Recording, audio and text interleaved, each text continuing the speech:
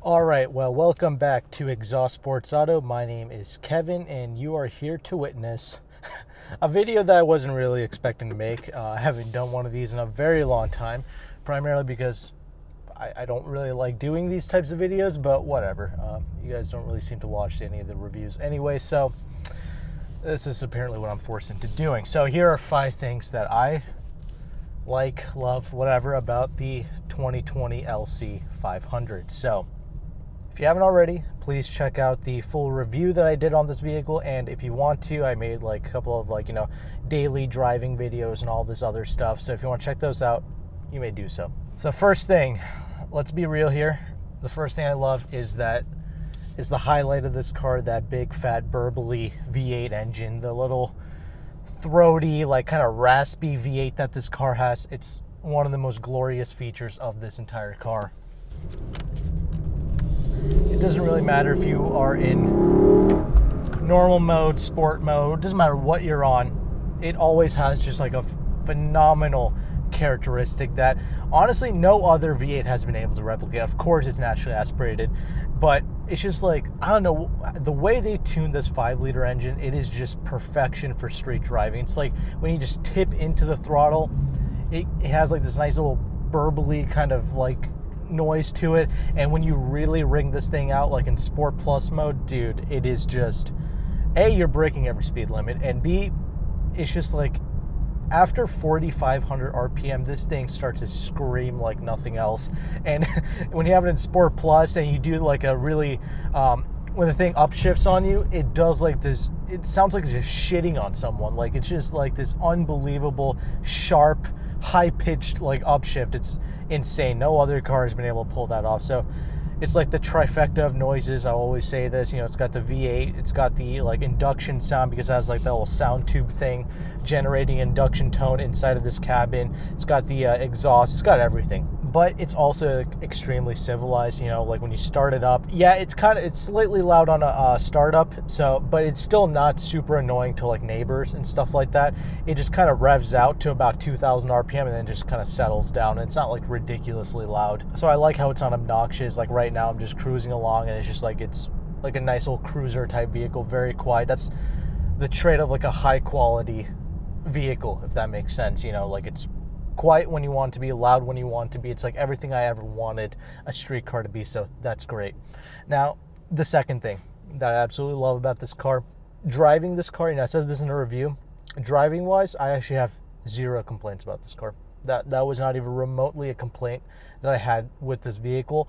Everything about it, the ride quality, the braking performance, the turning, the chassis, the motor, everything about this, it's just phenomenal. I have nothing to complain about with those aspects. So yes, that's the second thing I absolutely love about this car. And again, watch my full review for like more of a detailed look into these things. But yes, driving this, it's by far the most pleasurable experience. Like when you see extremely hyped up cars on the internet, like when the supercar bros, you know who I'm talking about, like the ones that seemingly buy a new supercar like every other weekend, when they go out and they hype up a certain car, be very cautious of the extremely hyped up vehicles.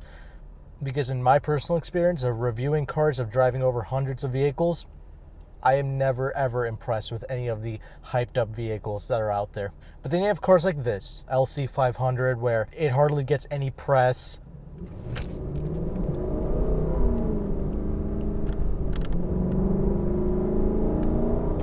Sorry about that.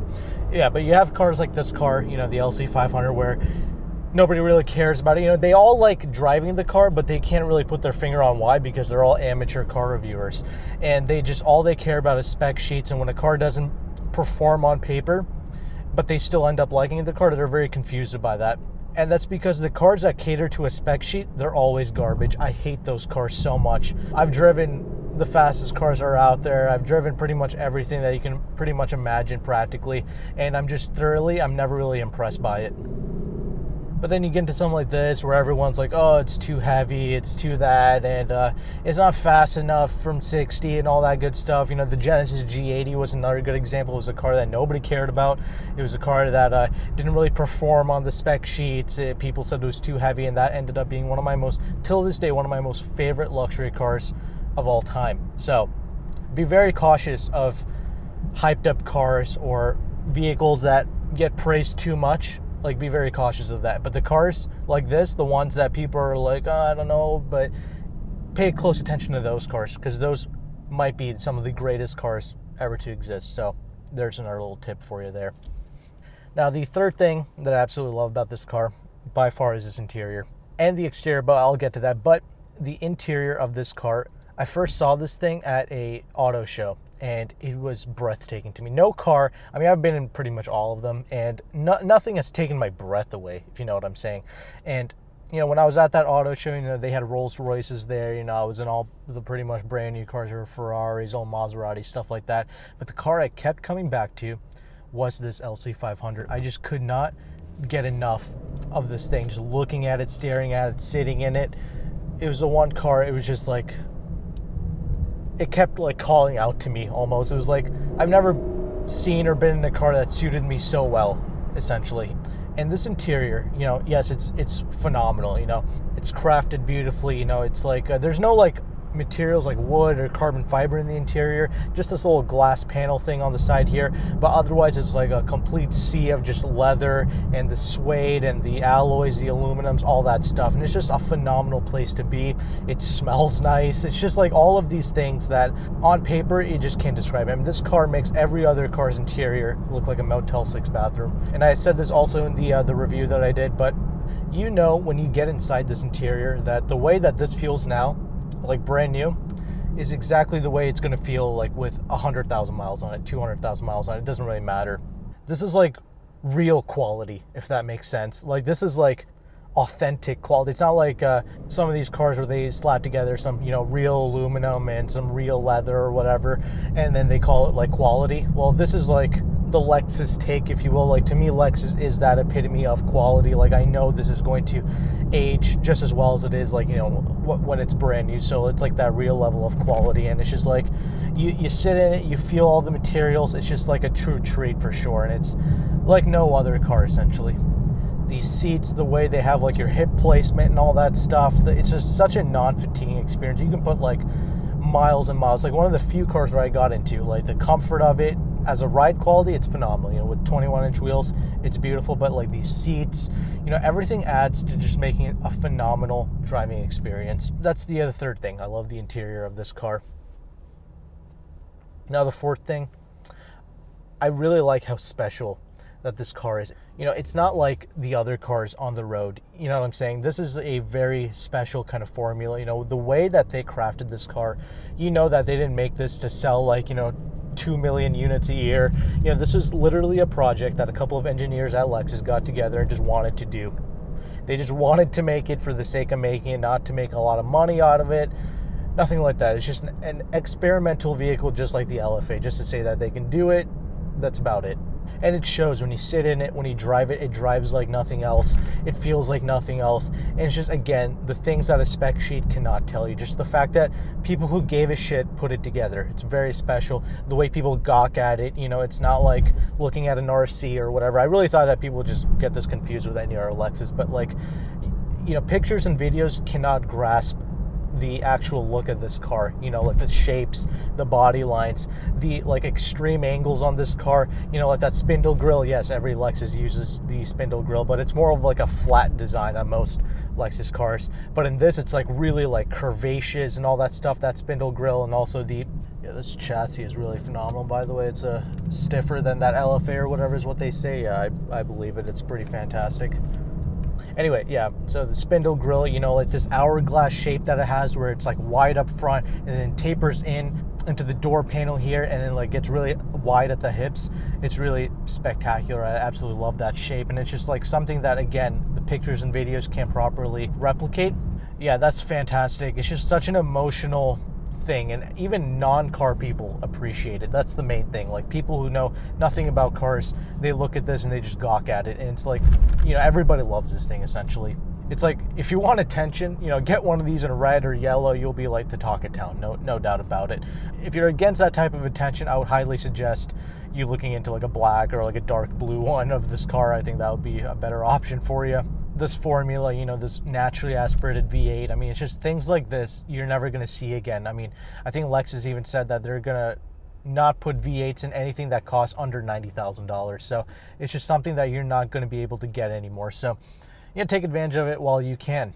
And I'll throw in this other thing. You know, this is something that not a lot of people talk about, but, and this isn't part of the list, but like the other thing I really love about this car is the fact that it's super safe. I mean, this carbon reinforced plastic door and all that stuff, the weight of this car, I love all of these things. Actually, the things that people complain about with this car, I absolutely love it. And why is that? Because that weight is what gives this car a quality feel when you drive it, like that hefty kind of feel out on the road. It has that going on. But also when you drive, when you sit in this thing, you know you're secure. You know, you can put a family member in here, a friend or whatever, and you know that you're all going to travel safely in this. It's something you can't really say about most coupes, but due to the way that this car is constructed with all the exotic materials or whatever, it's such a sturdy and strong vehicle. And yeah, safety is a huge thing for me actually in a car. I really do look at that. I really do think about that actually more than most people would.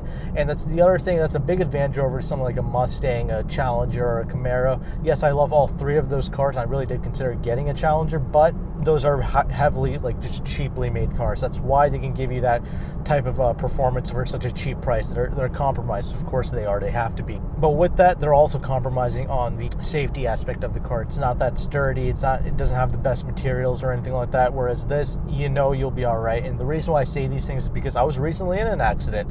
I was actually driving my father's truck though, so thankfully there was that. And okay, now that we're stopped, nothing happened to us because we were driving my father's truck. And what had happened, some kid, he wasn't much older than me, or I'm sorry, he wasn't much younger than me. He just ran a red light and just T-boned us, essentially. That's essentially what happened. Yeah, this is the world that we live in. There are idiots out here that have no real concept of driving a car. It doesn't matter if you're a teenager, it doesn't matter if you're an adult, it doesn't matter if you are a senior citizen. Senior citizens are causing a lot of issues, by the way, but it doesn't matter. It doesn't matter how good you are of a driver.